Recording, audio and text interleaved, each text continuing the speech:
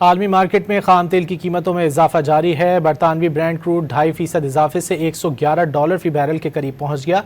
अमरीकी WTI crude की कीमत $2.5% इजाफे से $97 फी बैरल के करीब पहुंच गई।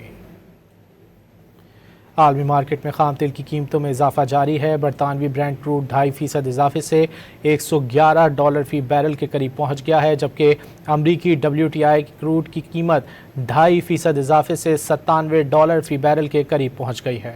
आलमी मार्केट में खाम तेल की कीमतों में इजाफा जारी है। बरतानवी ब्रांड क्रूड $2.5% इजाफे से $111 फी बैरल के करीब पहुंच गया। अमरीकी WTI क्रूड की कीमत $2.5% इजाफे से $97 फी बैरल के करीब पहुंच गई।